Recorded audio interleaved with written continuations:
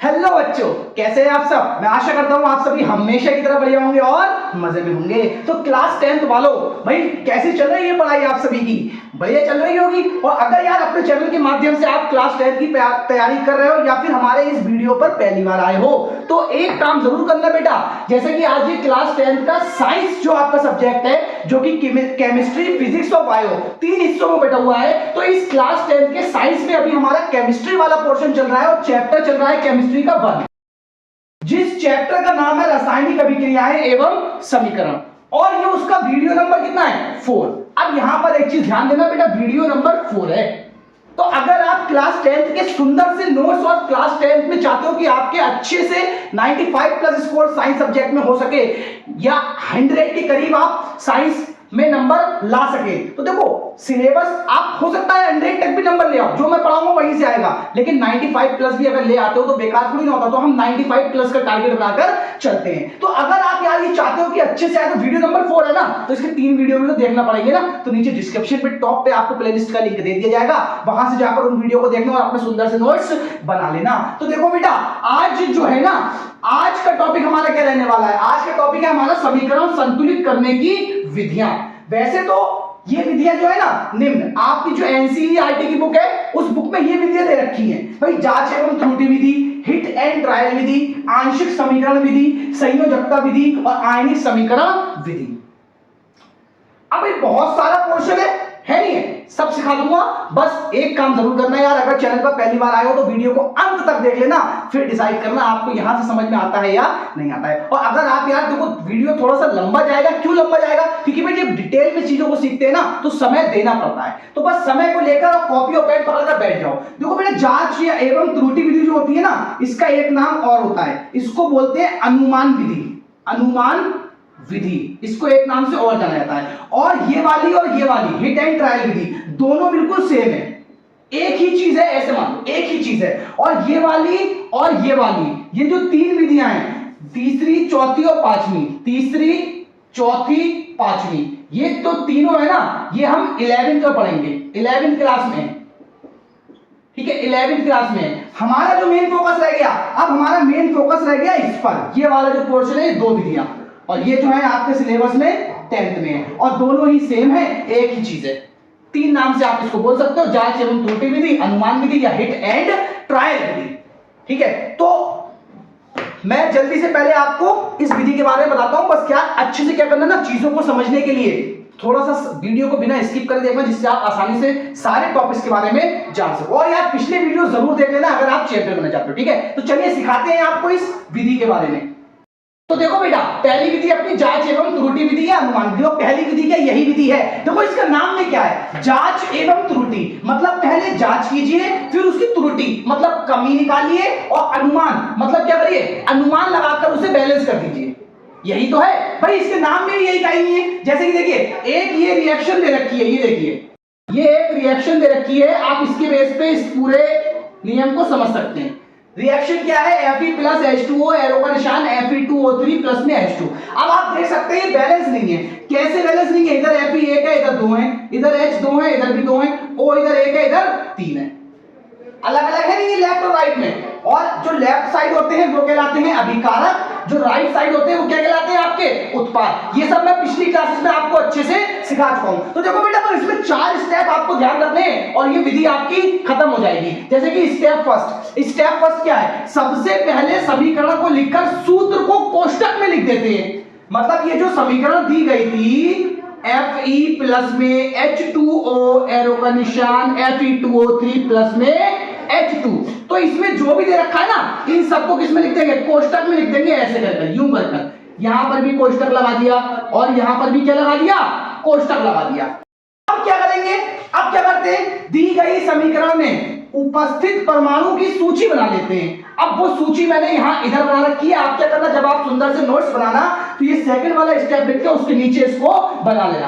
अब ये सूची जो है ना, हर रिएक्शन के हिसाब से अलग अलग बन जाएगी आपकी।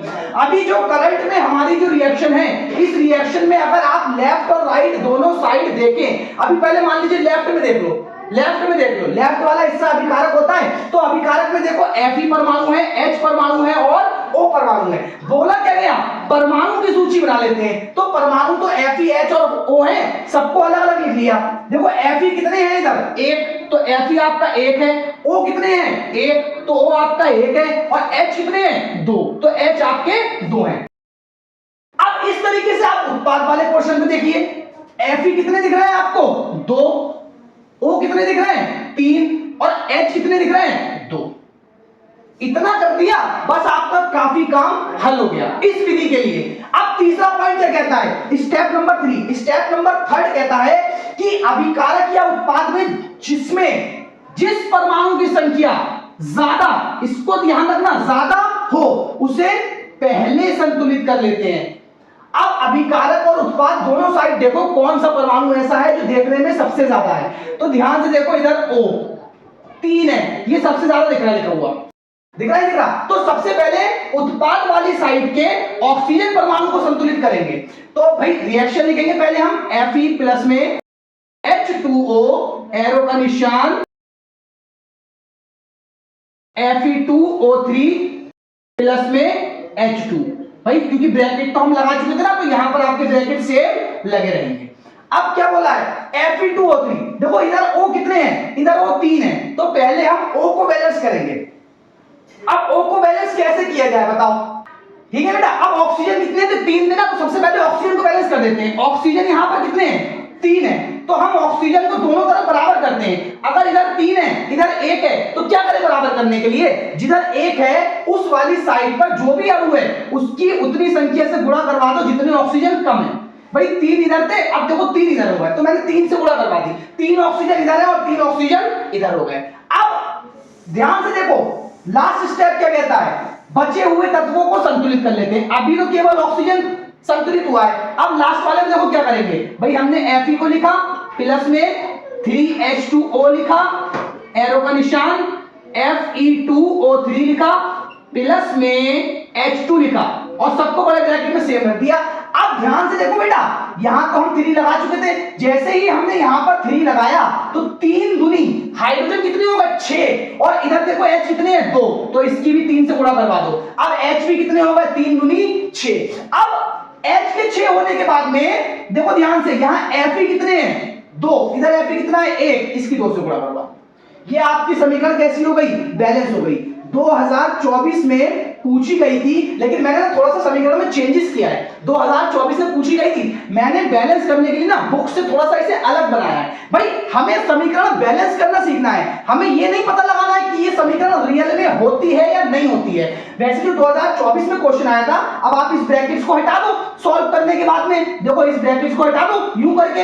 अब देखो जो आपको समीकरण प्राप्त होगी वो समीकरण आपकी कैसी हो जाएगी, समीकरण संतुलित हो जाएगी। हो गई, तो ये आपकी समीकरण संतुलित हो गई। अब 2024 में जो क्वेश्चन आया था, वो क्वेश्चन कैसा आया था, वो क्वेश्चन आया था उसमें Fe2O3 की जगह दे रखा था Fe3O4, ये दे रखा था Fe3O4। तो भाई वो बैलेंस करने के लिए कुछ भी दे दे, हमें तो बैलेंस करने से मतलब है ना। और यही आपकी क्या है, जांच एवं त्रुटि विधि, या जिसका दूसरा नाम होता है अनुमान विधि या हिट एंड ट्रायल विधि। ये देखो आपका ये पूरा कंप्लीट प्रोसेस हो गया इस विधि का।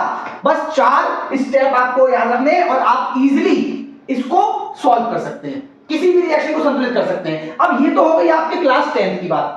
अब हर विधि के लिए ये 4 स्टेप लेके थोड़ी ना जाएंगे, तो क्या करते हैं ना, आगे कुछ समीकरणों को संतुलित करना सीखते हैं। तो पहले मैं साइड में आता हूं, आप इसे लिखो, फिर समीकरणों को संतुलित करना सीखते हैं।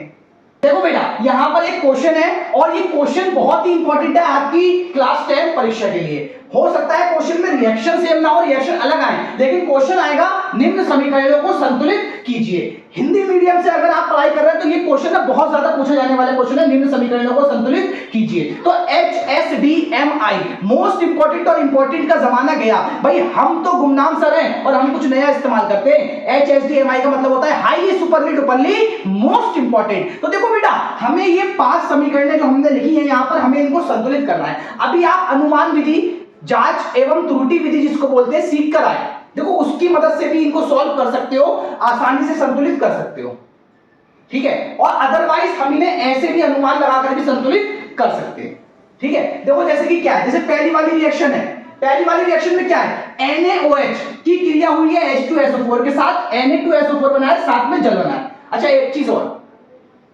ये मत सोचना कि मैं अभी संतुलित करना सिखा रहा तो रिएक्शन नहीं सिखाऊंगा।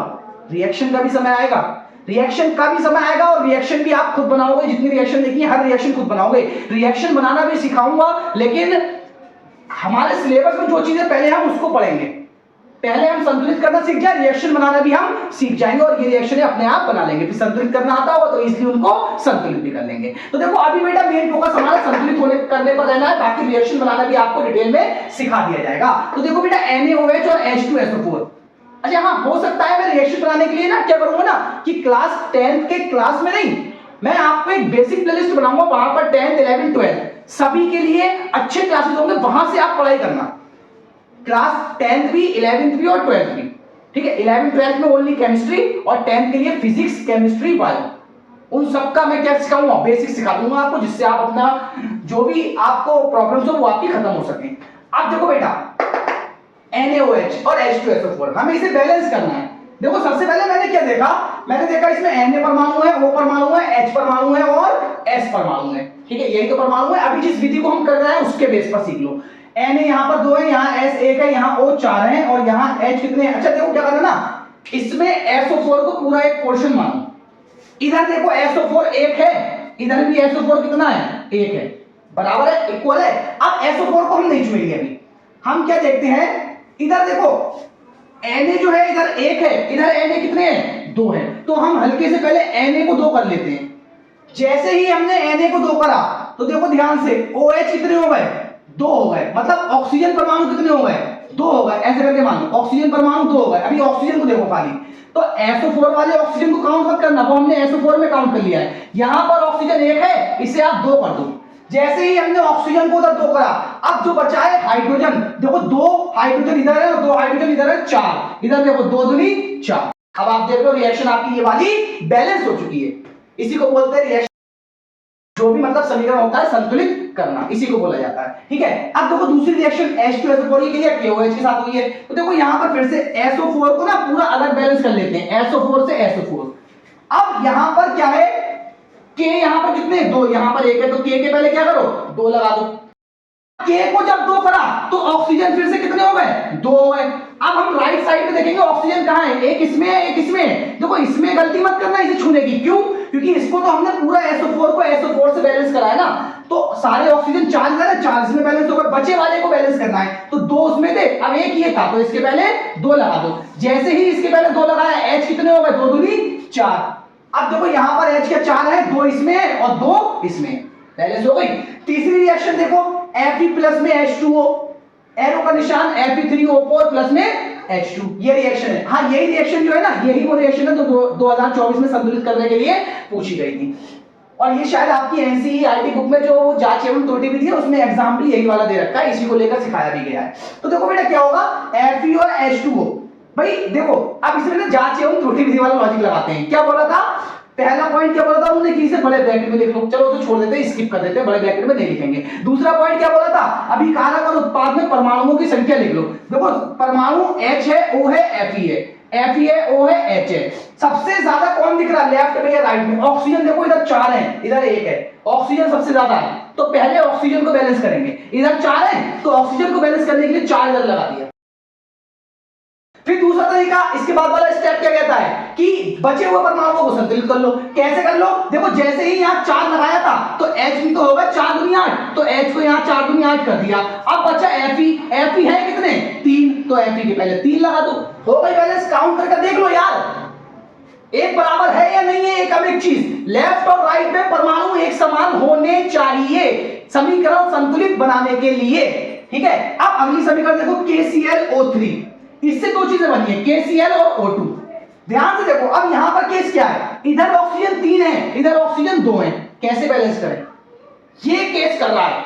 इसमें 1 से गुणा करवा दूं क्या, तो 2 ही कम तो 2 ही रहेगा ना, अगर 2 से करवा दूं तो 2 दूनी 4 हो जाएगा, लेकिन इधर तो 3 है। अगर ऐसा केस फंस जाए, एक तरफ कोई परमाणु विषम संख्या में हो, एक तरफ सम संख्या में हो, तो हम क्या करेंगे, इसे विषम को सम बनाने के लिए 2 से गुणा और सम को विषम बनाने के लिए 3 से गुणा।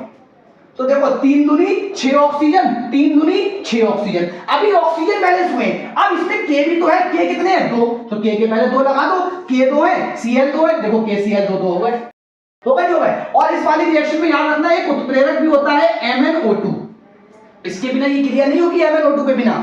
क्यों नहीं होगी अभी एक्सप्लेन कर दूंगा, पहले मैं समीकरण लास्ट वाली भी संतुलित कर दूं। देखो N2 और H2 बना है NH3,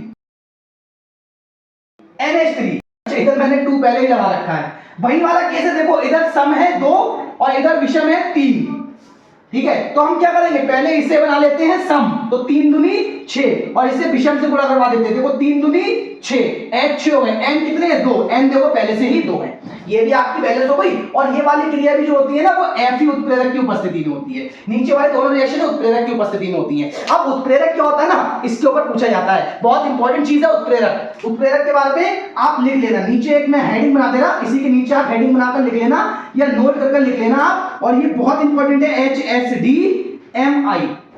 देखो उत्प्रेरक क्या होते हैं, वे पदार्थ जो रासायनिक अभिक्रिया में भाग नहीं लेते हैं लेकिन रासायनिक अभिक्रिया को पूरा होने में मदद करते हैं, क्या कहलाते हैं, उत्प्रेरक कहलाते हैं। क्या लिखोगे उत्प्रेरक में आप, कि उत्प्रेरक में लिख लेना वे पदार्थ, यहां पर मैं लिख देता हूं जल्दी से लिख लेना आप, यही वे पदार्थ जो रासायनिक अभिक्रिया में भाग नहीं लेते हैं लेकिन रासायनिक अभिक्रिया होने में मदद करते